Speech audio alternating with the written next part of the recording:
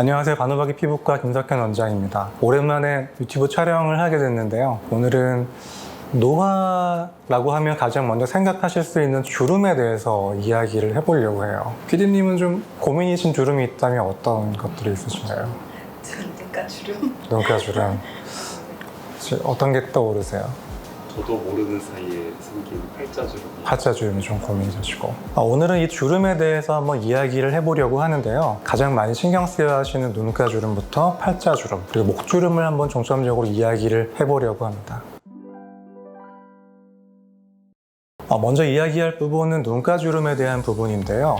눈꼬리 주름은 우리가 웃을 때 근육의 움직임에 의해서 생기는 주름인데요. 좀 젊을 때는 굉장히 매력적으로 보이시는 분들도 있지만 나이를 먹으면서 피부 탄력이 떨어지게 되고 표정 근육들이 쓰이면서 점점 근육들이 깊어지게 되는데요. 그렇다면 이런 주름들을 해결하기 위해서는 가장 중요한 거는 뭘까요? 어떤 걸 것 같으세요? 자외선을 덜 보면 굉장히 좋은 말씀이신 것 같아요. 어떤 게 좀 중요하실 것 같으세요? 보습도 중요하고, 집에서는 보습 잘 해주시고 자외선 차단 잘 해주시고, 그런 방법으로 피부 노화를 줄여줄 수 있기 때문에 주름을 좀 깊어지는 걸 막아주는데 굉장히 좋은 방법을 말씀해 주셨고요. 병원에 오셔서 하실 수 있는 것 중에 가장 중요한 건 전 보톡스라고 생각을 합니다. 보톡스는 근육의 움직임을 줄여서 새로운 주름이 생기거나 기존에 있던 것들이 깊어지는 걸 늦춰주는 시술이에요. 주름에 대해서는 눈가주름뿐만 아니고 이마주름이나 미간주름도 마찬가지인데 보톡스를 굉장히 중요하게 설명을 드리고요. 보톡스가 주름을 펴주는 시술은 아니에요. 그래서 이 파여있는 안쪽에 부드러운 필러를 깔아서 살짝 올려주면은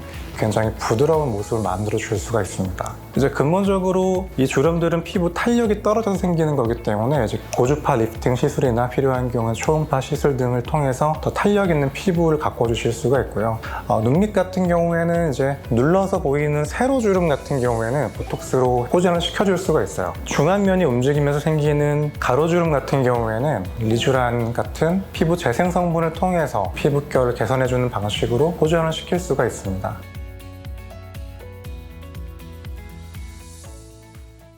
다음으로 PD님이 지금 고민을 많이 하고 계시는 팔자주름 같은 경우에는 어린 친구들도 있는 경우들이 있어요. 본격적으로 꺼져 있는 분들이 있으실 수도 있고요. 나이를 먹으면서 중안면이 처짐으로 인해서 팔자가 도드라져 보이는 경우도 있습니다. 굉장히 많은 분들이 병원에 찾아오셔서 이 팔자주름에 필러를 넣어달라고 말씀을 많이 하시는데요. 누구에게나 팔자주름이 있다고 필러를 넣는 게 능사는 아니고 이제 개개인에게 맞는 판단을 통해서 시술을 해주는 게 중요하다고 생각합니다.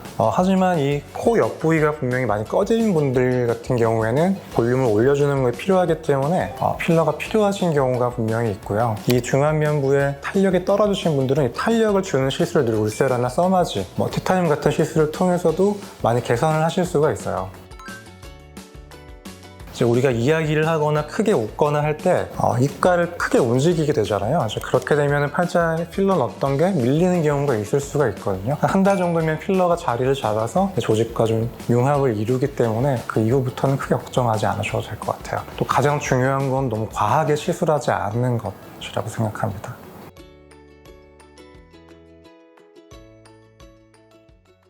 세 번째로 이야기할 부분은 목주름에 관한 부분입니다. 목주름 같은 경우에는 어린이들도 목주름이 있는 경우가 많이 있는데요. 유전적인 영향도 분명히 있고요. 최근에는 저희가 스마트폰 누워가지고 많이들 하시잖아요. 그러시면서 목주름이 점점 더 깊어지시는 것 같아요. 어떤 유전적인 영향이나 자세에 따라서 더 깊어지거나 하실 수 있기 때문에 침대에 기대가지고 스마트폰 하는 시간들 굉장히 많으시죠. 평상시에 바른 자세를 유지해 주시는 것, 그리고 필라테스와 같은 운동을 병행해 주시면 더 좋은 효과를 보실 수가 있습니다.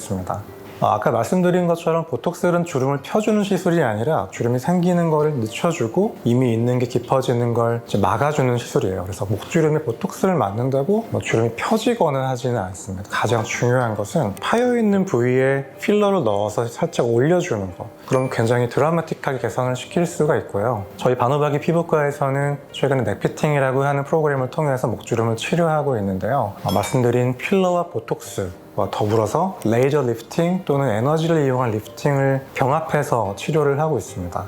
목주름은 단순히 주름의 문제가 아니라 목의 전체적인 노화에 의해서 심해지거든요. 그렇기 때문에 개인에게 맞는 리프팅 시술을 선택해서 해주시는 게 굉장히 중요하고요. 이중턱이 심하신 분들이나 살이 두둑하신 분들의 경우에는 초음파 리프팅을 통해서 처진 부분을 붙여주시게 되면 더 좋은 효과를 보실 수가 있고, 피부 탄력이 떨어지시는 분들은 좀 콜라겐을 만들어줄 수 있는 고주파 시술을 병행해서 진행을 하고 있습니다. 또 피부가 얇거나 잔주름이 고민이신 분들은 레이저 리프팅 시술인 티타늄을 이용을 해서 시술을 해주시면 더 좋은 효과를 보실 수가 있습니다. 티타늄 같은 경우에는 레이저 시술이기 때문에 톤을 좀 맑게 해주는 효과도 가지고 있거든요. 그래서 톤이 얼룩덜룩하신 분들도 더 좋은 효과를 보실 수가 있을 것 같아요.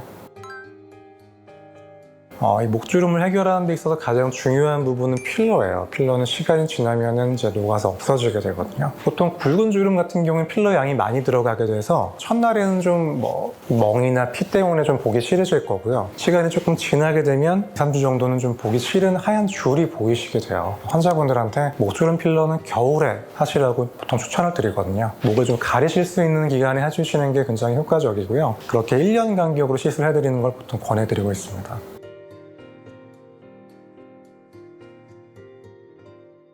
오늘은 주름에 대해서 한번 이야기를 해보았는데요. 제가 환자분들한테 많이 드리는 얘기 중에 하나가 시간을 되돌리는 것보다 천천히 가게 하는 게 쉽다라고 말씀을 많이 드리는데요. 더 시간이 흐르기 전에 가까운 피부과에 내원하셔서 더 아름다워지시길 바랍니다. 감사합니다.